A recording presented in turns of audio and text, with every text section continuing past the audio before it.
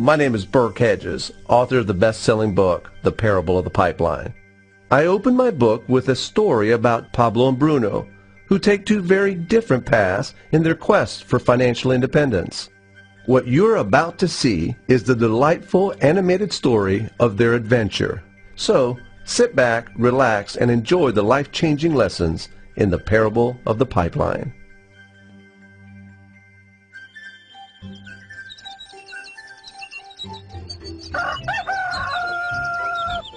Far away, in a small village, near a beautiful valley, lived two friends, Pablo and Bruno. They were both young and dreamed of a better life for themselves. They'd often discuss their dreams about how they would become the most successful men in the village. They weren't afraid of hard work, and they searched for opportunities to help realize their goals and achieve their dreams. One day, an opportunity presented itself.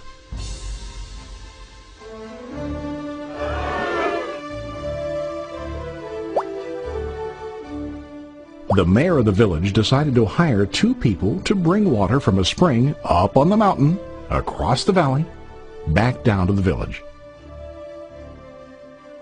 They were to be paid based on the amount of water delivered to the village.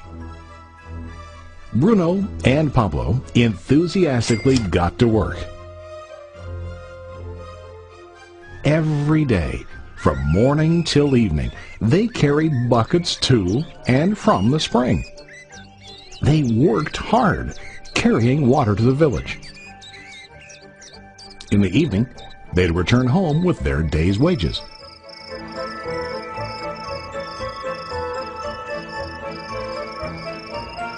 Bruno was satisfied with his work and the money he earned. He was sure that with this work he could achieve his dreams. Bruno thought that to increase his wages he could use bigger buckets to bring more water each trip.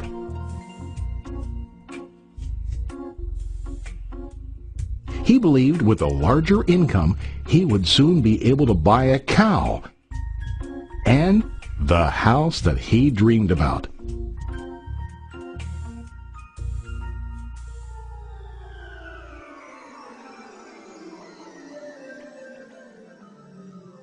Now Pablo was not satisfied. At the end of the day, his back and hands ached, and he was exhausted. He was looking for an easier way to earn more. One day an idea occurred to Pablo. He imagined building a pipeline to deliver the water from the mountain spring to the village. With this pipeline, he could get more water to the village without carrying buckets back and forth from the spring to the village. Soon, he got very excited about his idea and began to plan. Pablo, of course, shared his idea with his friend Bruno and asked him to join with him to work on and help build the pipeline. Bruno thought the idea was crazy. All Bruno could think about was what his money could buy today and how to get it quicker. He felt that building a pipeline would slow him down and delay him in achieving his goals. Instead, Bruno got bigger buckets and went more often back and forth, fetching water. He was sure that with this method, he could make more money. Pablo decided to build the pipeline on his own. He understood that it would not be easy to build, and it would take time to complete the pipeline. Pablo knew that it could take several years to finish, but he set his mind on his goal. Every day he worked and carried water like before. But on weekends and during his spare time, he worked hard to dig in the rocky soil and build his pipeline. In the first month, there was little to show for his work.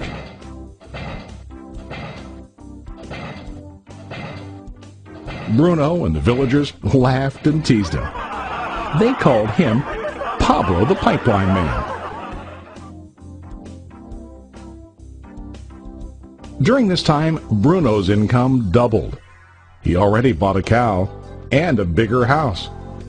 His lifestyle changed. He now spent time after work in the bar, enjoying his hard-earned wages from delivering water.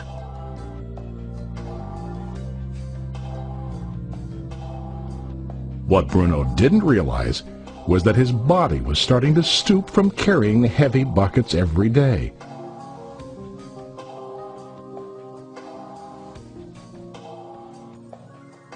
His face looked worn and his body tired. Soon, he began to carry less and less water due to the wear and tear on his body.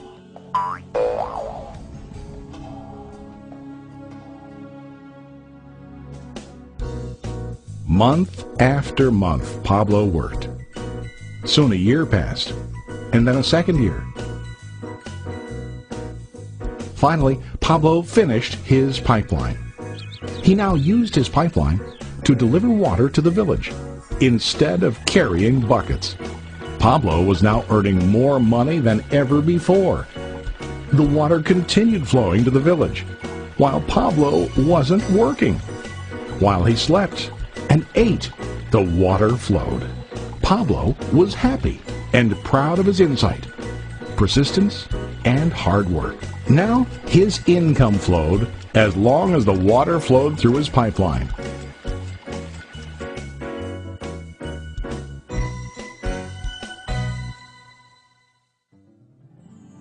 The story of Bruno and Pablo is a reflection of life. Their jobs symbolize what most people do to earn money. Bruno gets his money using buckets. He goes back and forth, carrying his buckets from the spring to the village in exchange for money. To increase his income, he either has to go more frequently to the spring or to use larger buckets. It's common in real life to increase our income by working harder. For example, working overtime or getting a second job. We also increase the size of our buckets by accepting a higher paying position, which often includes spending more time on the job. Most of us exchange time for money like Bruno. We know that every person has only 24 hours in the day and that it's not possible to use all our time to work. The most difficult time comes when we can no longer exchange time for money due to age, health, or other reasons. Then, our income stops.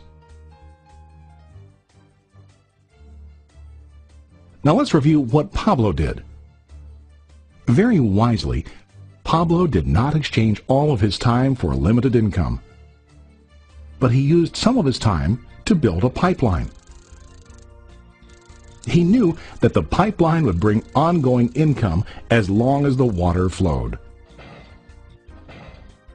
An ongoing income that multiplied the time he worked each day. Pablo knew that someday, maybe because of age or health, he would no longer be able to exchange his available time for money. Pablo knew that if he could make his idea of a pipeline work, then he only has to do the hard work of building the pipeline. After the pipeline was completed, Pablo was able to monitor and maintain the flow of water to ensure that his income will continue. Pablo has shown us that to earn an income, we don't always have to directly exchange time for money. There really are better ways. How about you? Are you still like Bruno, who directly exchanges time for money? Or do you want to be like Pablo, building and maintaining a pipeline for ongoing income? If you are interested in the idea of building your own pipeline, contact the person who lent you this presentation. You can start building your pipeline today.